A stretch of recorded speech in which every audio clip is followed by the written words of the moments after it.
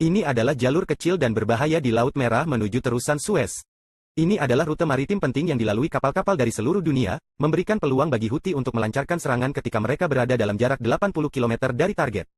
Sekarang mari kita jelajahi berbagai mode persenjataan yang digunakan untuk menargetkan kapal. Salah satu caranya adalah dengan menggunakan rudal anti kapal era Soviet seperti P-15 atau P-21. Rudal-rudal ini diluncurkan dengan hulu ledak anti kapal yang beroperasi dengan memanfaatkan rongga berisi udara dan lapisan berbentuk kerucut. Bahan peledaknya sengaja dibalik dan konfigurasi ini dibuat dengan cermat untuk menghasilkan pancaran panas berkecepatan tinggi. Selain itu ada drone serangan uranium Asia yang melibatkan peluncuran beberapa UAV untuk membebani sistem pertahanan kapal perang. Drone yang digerakkan oleh piston ini dapat berkeliaran selama beberapa waktu dan memanfaatkan pencari anti radiasi. Mereka dirancang untuk mendeteksi dan mengasah sumber emisi radio musuh untuk menyerang targetnya. Terakhir, kita memiliki rudal era Rusia atau Soviet yang telah direkayasa ulang oleh Iran untuk berfungsi sebagai rudal kapal anti-balistik. Rudal-rudal ini menggunakan penguat propelan padat untuk secara efektif mendorong rudal ke ketinggian yang diinginkan dengan mengaktifkan mesin propelan cair tahap kedua seperti yang ditunjukkan dalam video mendatang. Jadi pantau terus dan jangan sampai ketinggalan. Lurus ini dikenal dengan nama amanat Babel yang berarti gerbang air mata. Kapal kargo harus melewati jalur ini untuk mencapai Suez, jalur air penting yang bertanggung jawab mengelola sekitar 11% perdagangan global. Suez berfungsi sebagai titik hambatan maritim yang signifikan, sehingga menyoroti peran pentingnya dalam perdagangan dan navigasi internasional. Kapal-kapal dari seluruh dunia melintasi rute strategis ini, namun militan Houthi telah mengeksploitasi jalur air ini untuk menyerang kapal-kapal pengiriman. Sekarang mari kita periksa berbagai skenario bagaimana mereka melakukan serangan ini. Skenario 1. Jika sebuah kapal berada dalam jarak 80 km atau 40 mil dari daratan, yang merupakan jarak yang diinginkan, ada kemungkinan rudal tersebut akan mereka gunakan untuk menyerang kapal. P-21 era Soviet, booster padat dan rudal anti kapal berbahan bakar cair yang diproduksi selama Perang Dingin digunakan untuk misi penyerangan. Saat diluncurkan, booster tahap pertama menyala selama 2 hingga 3 detik, setelah itu booster tahap kedua lepas landas. Ia mencari target menggunakan radar analog. Ketika terkunci dan siap, ia dapat menghancurkan kapal menggunakan hulu ledak bermuatan berbentuk berongga. Hal ini berpotensi menghancurkan atau menenggelamkan kapal kargo jika menghantam pada sudut yang tepat. Skenario 2 ini melibatkan penggunaan rudal era Soviet yang direkayasa ulang oleh Iran dan mengubahnya menjadi rudal anti kapal. Rudal SA-2 yang dikonversi dapat diluncurkan dari jarak 45 km atau 28 mil dari sasaran. Ambil contoh kapal perusak AS yang berlayar melintasi Laut Merah. Pasukan Potis menembakkan 3 rudal balistik anti kapal yang mampu melaju dengan kecepatan Mach 3,5 bersama dengan 2 rudal jelajah serangan darat di Laut Merah bagian selatan selama periode 10 jam yang dimulai sekitar pukul 6.30 pagi pada tanggal 26 Desember. Tindakan tersebut menimbulkan dampak psikologis dan mengganggu jalur perdagangan. Untungnya, sistem pertahanan US Destroyer bekerja dan berhasil menghancurkan ancaman yang masuk. Hasilnya, tidak ada kerusakan pada kapal di kawasan tersebut dan tidak ada korban luka yang dilaporkan.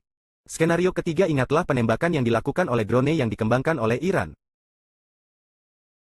Ini adalah salah satu drone penyerang yang paling umum digunakan terhadap kapal pengapalan atau kapal tanker minyak. Ketika kapal kargo umum berlayar melalui Laut Merah, mereka dapat diluncurkan dan berkeliaran selama beberapa waktu sampai mereka menemukan target yang cocok, seperti kapal tanker minyak, orang yang mengeluarkan suara mirip sepeda motor berteriak ke arah mereka dengan kecepatan tinggi. Sekitar 115 mil per jam, yang berarti sekitar 185 km per jam, merusak kapal dengan hulu ledak 50 kg-nya.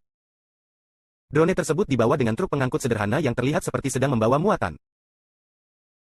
Namun, di dalam sampul ini ada segerombolan drone. Setiap peluncur dalam kontainer truk standar membawa 5 orang Syiah. Dengan menekan satu tombol, drone diluncurkan dengan lepas landas dengan bantuan roket. Lepas landas dengan bantuan roket ini dikeluarkan seperti ini.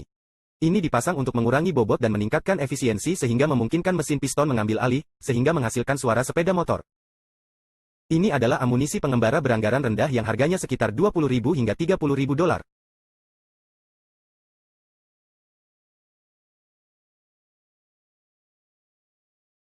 Mereka diluncurkan secara berkelompok karena mereka biasanya menggunakan panduan inersia dan radio untuk melacak targetnya. Skenario 4. Untuk kapal atau kapal perang yang lebih besar seperti kapal induk atau kapal perusak kelas berkeli AS, mereka akan menyerang dengan cara seperti ini. Tahap pertama melibatkan peluncuran beberapa drone untuk membanjiri sistem pertahanan kapal perang. Pada tahap kedua beberapa rudal anti kapal era Soviet seperti P-15 atau P-21 diluncurkan. Rudal-rudal ini melaju dengan kecepatan maks 0,95 dan dapat menghasilkan pukulan jika terkena serangan. Tahap ketiga melibatkan peluncuran rudal permukaan ke udara yang diubah menjadi rudal anti kapal. Ini terbang dengan kecepatan putaran maks 3,5 yang mampu menimbulkan kerusakan serius pada kapal perang. Mari kita periksa berbagai komponen dan fungsinya. Posisi terdepan adalah perangkat antena DS, desain analog lugas yang dilengkapi dengan sensor radar pemindai berbentuk kerucut homing. Tepat di belakang antena terdapat hulu ledak. Memiliki berat sekitar 1000 pon, setara dengan 454 kg, hulu ledak ini berbentuk muatan berbentuk berongga. Mari kita lihat di dalam hulu ledak terdapat rongga berisi udara dan lapisan berbentuk kerucut. Khususnya, bahan peledaknya sengaja dibalik dan konfigurasi ini dibuat dengan cermat untuk menghasilkan pancaran panas berkecepatan tinggi. Tujuan utama dari jet tangguh ini adalah untuk menembus atau melenyapkan kapal baja lapis baja. Desain ini untuk menciptakan dampak dahsyat sehingga menjadikannya senjata ampuh untuk peperangan laut. Bergerak lebih jauh ke belakang adalah tangki oksigen yang diperlukan untuk posisi propelan bahan bakar cair tepat di belakangnya. Tapi tunggu, bukan itu saja. Mereka bahkan memiliki booster yang diperlukan hanya untuk peluncuran awal yang terletak di luar rudal. Begini cara kerjanya. Di bagian atas roket terdapat tabung pengapian yang memulai pembakaran campuran bahan bakar dan oksidator yang tepat dalam wadah motor. Casing motor bertindak sebagai bejana bertekanan kuat yang menampung gaya kuat di dalam ruang bakar. Zona pembakaran propelan pada inti roket merupakan tempat terjadinya reaksi. Saat bahan bakar padat dan oksidator bereaksi dan terbakar di dalam zona ini, mereka menghasilkan gas pembakaran bersuhu sangat tinggi. Nozzle dirancang untuk mempercepat aliran gas dan mengarahkannya keluar dari bagian belakang roket. Tapi karena didorong oleh teknologi era Soviet berbiaya rendah ini, mereka bahkan memiliki perangkat-perangkat lunak analog dan unit kontrol. Semua komponen tersebut bekerja sama dengan unit radar di bagian depan mengarahkan perangkat kemudi yang mengontrol permukaan dan sirip menuju sasaran yang telah ditentukan. Mereka menggunakan sistem rudal permukaan ke udara yang diusulkan untuk menargetkan kapal dan ditetapkan sebagai rudal Mohit. Hebatnya, rudal ini adalah ciptaan Soviet dari S-75 Divina, atau SSA-2 Guideline, yang berumur sekitar 70 tahun. Namun pesawat ini mengalami transformasi melalui rekayasa Iran untuk menggabungkan sistem panduan rudal yang canggih. Cukup pelajaran sejarahnya, mari kita lihat isi hati bocah nakal ini. Peluncur memainkan peran penting dalam mengarahkan rudal menuju sasarannya, dengan radius putar 360 derajat untuk presisi optimal.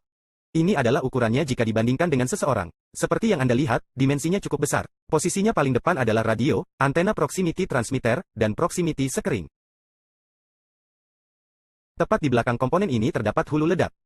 Yang perlu diperhatikan adalah kenyataan bahwa ini adalah rudal 2 tahap, sehingga memerlukan keberadaan tangki oksidator dan tangki propelan kedua. Bergerak ke arah belakang kita menemukan tangki udara bertekanan dan yang menarik, modul autopilot. Selain itu, terdapat generator gas turbopump, tangki propelan, dan pembangkit listrik penopang propelan cair. Di bagian bawah kami menemukan pembangkit listrik boost yang menampilkan durasi pembakaran 2 hingga 4 detik. Dorongan ini secara efektif membawa rudal ke ketinggian yang diinginkan, mengaktifkan mesin propelan cair tahap kedua. Kombinasi ini memungkinkan rudal mencapai jangkauan yang mengesankan sekitar 18 mil, setara dengan sekitar 45 km.